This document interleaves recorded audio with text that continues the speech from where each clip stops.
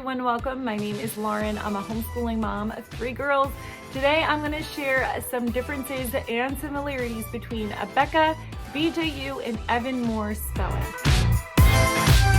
We're going to get right into the video. I am going to put some timestamps down below so that you can see if you just want to look at 1 or 2 of these curriculums, you can go right to that time in the video. From Evan-Moor, I have Building Spelling Skills Grade 3. From BJU Press, I have Spelling Grade 3. And from Abeka, I have Spelling and Poetry Grade 2. I do not have Grade 3 for Abeka, but the layout is very, very similar between Grade 1, 2, and 3. Here we have Abeka Spelling and Poetry 2. As you can see, there's 33 spelling lists, and then there's poetry at the end. So it's going to start off pretty slowly and pretty gently and then work its way up. So it's going to have 12 words and then 3 sight words. There's 2 pages of activities per lesson. The words are both in script, manuscript, and in cursive. And it's nice and colorful if your kiddo likes color. There are sometimes words that correspond with each other. So for example, this one has IE says E, DGE says J. So it does have the phonics incorporated with it. And then around spelling list 16 is when it's going to include 3 vocabulary words. So it's still going to have that 17. It's going to increase to 17 words and then have 3 vocabulary words, and that will be until the end of the year as well. The last lesson will be a review lesson. So it's going to have words that they've actually already done all throughout the year. And then at the back, there are some poems that they can do for poetry. And then here it says homework. This is just the copy of the list that they're doing, and it just says copy the list on tablet paper. We never did anything with this. My daughter would just, she would do it is she would on Monday say the words, spell them, say them, review the vocabulary word. She would do 1 exercise. Then on Tuesday, same thing, do the 2nd exercise. Wednesday, same thing, say the words, spell them, say them. A 3rd exercise. Thursday, the 4th exercise. And then on Friday, we would do the spelling test orally. She didn't like to do it writing it out. She liked to do them aloud. So that is how we did Abeka spelling. Abeka Spelling and Poetry Level 2, pros and cons. Some pros are that it has the words both in cursive and in manuscript. So if you are having your 2nd grader, 3rd grader learning cursive, it's going to have those words available so that they can get that practice in cursive and they can see the words written right for them. It's going to have sight words. So again, those are like commonly misspelled words. And then starting halfway through 2nd grade and all of 3rd grade, the level 3, it's going to have vocabulary words. So you wouldn't necessarily need to add a full-on vocabulary curriculum unless you wanted to. So it's going to incorporate that. It's also going to incorporate poetry. If you want to memorize poems, but you don't really have good ideas of where to start, or, you know, this comes right with it. It is going to be a little bit on the more advanced side for spelling, so just keep that in mind. You wouldn't necessarily have to completely forego Abeka spelling. You might just want to consider, if you have a struggling speller, maybe getting a grade level below, so that way it would be pretty on par for their spelling skills. And then lastly, I don't necessarily consider this one a con. It's just, it didn't have as much spelling practice exercises that the other 2 had. Now that may be fine for you. You may just want to focus on having your child spelling the words, you know, either writing them in list form or spelling them out loud and not really focusing on the exercises. It's also not going to have like the dictionary skills and the proofreading skills and the writing skills that the other 2 had, dictations of sentences and all of that. Those 2 were a little bit more comprehensive as far as grammar and phonics and things like that. This one is just going to strictly be spelling. There's a lot of good exercises in here. It's just not going to go in as depth. So that is something to consider as well. What are you looking for when you want a spelling curriculum? BJU Spelling 3. There are 32 lists, so very similar in the amount of spelling lists that they will be doing throughout the year. This list is, I believe it's 15 words, and it never increases. It keeps the same amount. There will be memory words, and these are just commonly misspelled words. There's going to be word sorts, memory words, a word study, learn to spell the word, another word study, and then some dictionary skills. So actually each of these lessons, as you will be able to see, whereas Abeka was just the words and 2 pages of activities, BJU is going to have the list here and then 4 pages of activities that they can do. So you might want to do that they do 1 page every day, and then on the 5th day a spelling test, or you might want to just break it up, however it works best for your child. And then here it's going to be memory words. So this is going to be words from, I believe, previous lessons. Don't quote me on that. We have not used this one yet.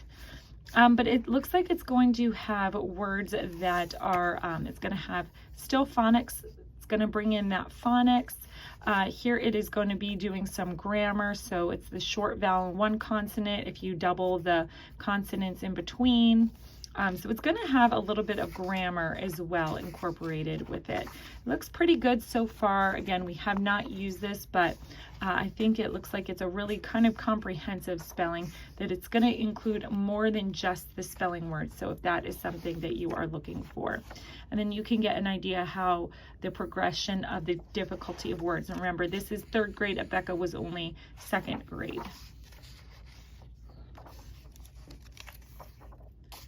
Then at the end, it's not going to have any poetry or anything like that. It will have a little glossary in the back, so you can look up what the meanings of the words. I'm sure you can figure out what the meanings are, but I think the dictionary is part of their dictionary skills. So that's kind of cool that it has 2 in 1. Pros and cons about BJU spelling. It has lessons that are definitely seem like they are on grade level. The list and the words more on grade level than Evan-Moor or Abeka. It seems like it's pretty on point. It's going to have review words built in, so they were reviewing the words, and it's also going to have memory words that they may be that they come across that they may be tripped up, that are commonly misspelled words.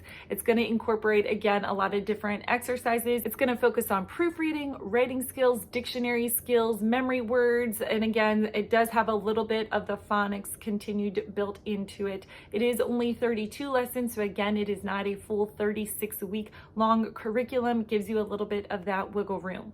Now, cons, aside from the creepy man on the front, Play-Doh guy, there's not too many that I've seen. Again, I have not used this yet, but it is, from what it looks like, I mean, it's pretty straightforward. It's spelling. I think it has a lot of good components to it. Lastly, we have BJU Spelling Skills 3, grade 3. This is, it's a little bit beat up. We have used this. We use this all year, 1 year. So this is going to have in it at the beginning some sentences for dictation, and I'll just show you in just a second what that is. Here is a list of all, so you can cut these out and have your child just kind of keep this if you'd like. We never really did anything with this. The reason that it starts at week 5 is because the first 4 weeks I had ripped out all the pages and I realized this is way too much paperwork, so we just kept them in there. But let's see. All right, so as you can see here, where are we? So here's spelling list 9. They're going to give you 15 words, and then there are 2 words that you can add extra. You can copy and spell the words and cover and spell the words. And then there's a bunch of different exercises that they do too. So visual memory, finding the misspelled words, a word meaning. So this is the spelling dictation. That's what those sentences were at the beginning of the page. And it's always going to include multiple words from the list. So all these bold words are words that are in their list. So you don't have to worry about thinking of sentences for them to write down. And it does help practice like what a good sentence looks like. Remember that they need a capital letter and a punctuation at the end. And then I always had her circle the ones that that were part of her lesson. You can kind of get an idea the level of the words. So again, this is level 3.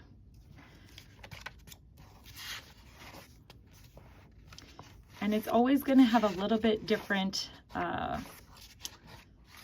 different versions, different exercises that they do. The layout will be similar as far as like the copying of the words, but the little exercises will be different, and they will include phonics as well, all the way up to at least level 3. I haven't used any level beyond that, but it will include phonics.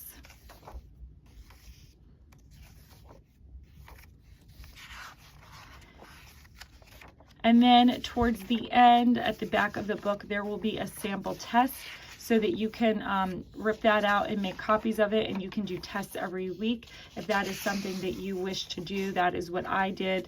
And we just use the test form. There's also record sheets if you would like that as well.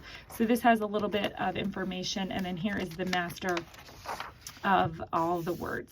So pros and cons to Evan-Moor. Some pros are there's 30 lessons, so it does not take up an entire school year. It does give you some wiggle room on some of those shorter weeks that you don't need to do an entire spelling list.